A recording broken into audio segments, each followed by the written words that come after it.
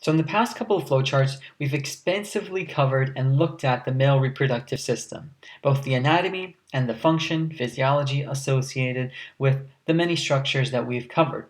Remember, the way that we sort of looked at it was the pathway of sperm, from the spermatogenesis all the way to the ejaculatory event that eventually causes the release and eventual delivery, hopeful delivery of sperm into the female reproductive tract. The next sort of thing we want to look at is actually highlight the beginning and expand upon the beginning, because the beginning, the spermatogenesis, is critical for everything afterwards to successfully happen. Because if you don't have successful spermatogenesis, you cannot have successful delivery of sperm, you cannot have successful sexual reproduction, therefore. So let's now highlight and take a deeper look at spermatogenesis. Now that we know where it occurs and when it occurs, we can now look at how it occurs.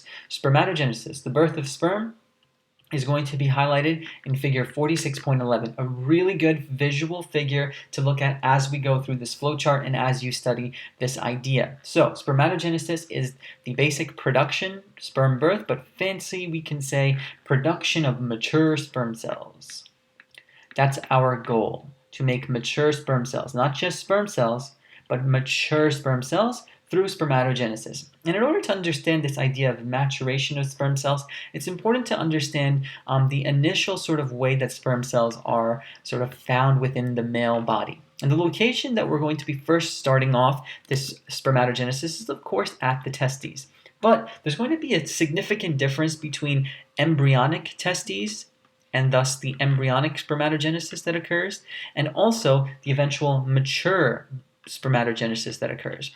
This is basically developing embryo and how its developing testes and thus developing sperm are going to work, and then eventually the fully matured post-puberty structure that's going to be found within the human male body. So embryonically speaking, what you start off with are primordial germ cells. Primordial just means really old, really early, and germ cells are going to be these cells that can differentiate into many different types of cells. But eventually initially they start off as primordial germ cells, and embryonically they divide. This is all as a developing embryo is within the female womb. They divide and also differentiate. Remember, divide and differentiate simply means they mature. And as they're dividing and differentiating, they eventually turn into the structure that is found in a newborn baby, let's say. This would be spermatogonial germ cells. So this is what a mature, let's say, embryo would have. These are going to be, actually this is spermatogonial stem cells. I should rewrite that as stem cells. So we turn from primordial germ cells into spermatogonial stem cells. Look how we've become a little bit more specific. Before we were just germ cells, primordial germ cells, nothing really in terms of our differentiation, specialization. Now we've specialized into spermatogonial stem cells that will then further mature. When will they further mature? Well, they will further mature when the individual is mature, when the embryo has matured into a, let's say, fully developing adult. So we then start at the point at which the embryo stopped, the spermatogonial stem cells, and these are of course diploid, still diploid, but we have to turn them into haploid, right? We have to turn it into a mature sperm. Sperm are haploid. We have to get this into a haploid structure. So what's going to happen in the mature side of the testes story is going to be in the mature testes, not the embryonically developing testes. There's going to also be some mitosis that occurs. And through this mitosis, not meiosis, remember, meiosis comes a little bit later, we'll see that, we're going to eventually develop very early spermatogonia. Spermatogonia is the plural of spermatogonia. So we make spermatogonia, which are early, still diploid sperm cells that are a little bit more mature than this embryonic final stage that we had here. So we go basically primordial, spermatogonial to spermatogonia. And now that's going to be our point of starting in terms of spermatogenesis in a mature individual. So let's take a look at spermatogonia. What are they essentially? Spermatogonia, I believe. Spermatogonia. Oh no, it's an O. I'm sorry. Spermatogonia. So, what are these going to be? These are going to be found on the walls of the seminiferous tubules, Why seminiferous tubules? Well, that's the initial site of spermatogenesis. So it makes sense that the initial structure of spermatogenesis that we start with are going to be found on this sort of structure, the seminiferous tubules. These are undifferentiated cells. They have basically differentiated enough to be sort of like sperm, but they're still pretty much undifferentiated. They're going to undergo a continuous mitosis. They will be continuously dividing and maturing within the seminiferous tubule walls into more spermatogonia. This is going to happen throughout the lifetime of a mature male individual.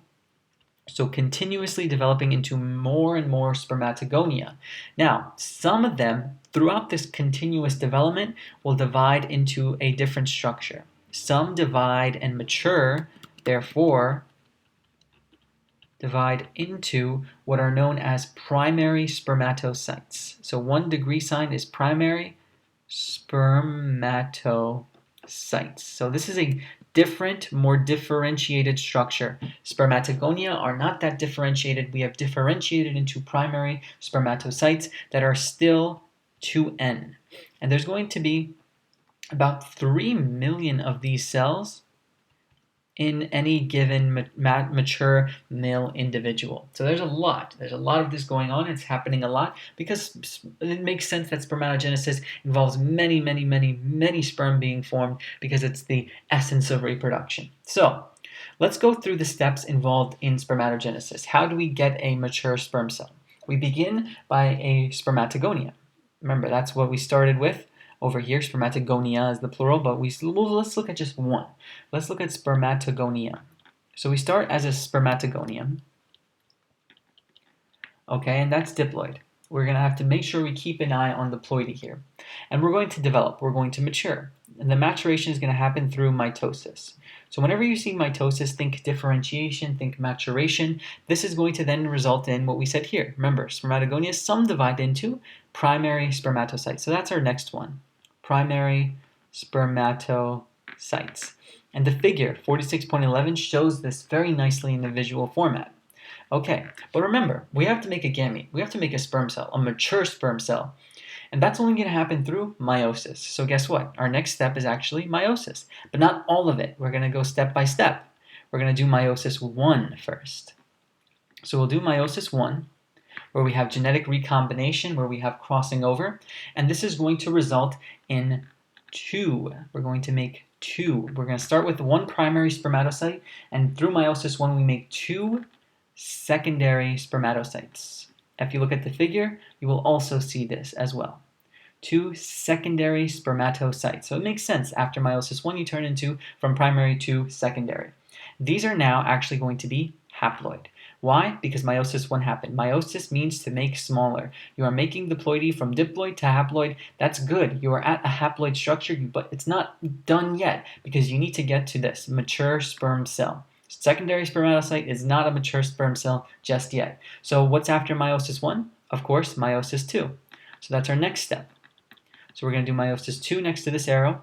That's going to result in another sort of division event that results in 4. So we go from 2 to 4. We double up here, if you remember meiosis. Meiosis 2 is essentially mitosis, right? And mitosis is just going to be doubling. So we go from 2 to 4. 4 are known as early spermatids. Still not mature, but just called early spermatids. Remember that name. Still haploid. We're going to maintain our haploidy structure. Now, after a little bit more of differentiation, a little bit more maturation, and this is specifically going to be through what are known as Sertoli cells. Differentiation is going to occur here, and this is through Sertoli cells, which we'll get to in just a second. We're going to have, then finally, we're going to end up with still 4 because we're not doing meiosis or anything else. We're just differentiating and growing. We're going to turn into 4 mature sperm cells that are, of course, haploid. What did we want to do? Produce mature sperm cells, and that's what we did here. This covers our first look at spermatogenesis. We'll conclude in the next video this idea of spermatogenesis by looking at what it really means to be a sperm cell, a mature sperm cell. Look at this stepwise orientation in figure 46.11. Follow along with this. Make sure you understand the numbers that are coming out of here and understand the initial sort of embryonic and mature maturation through spermatogenesis.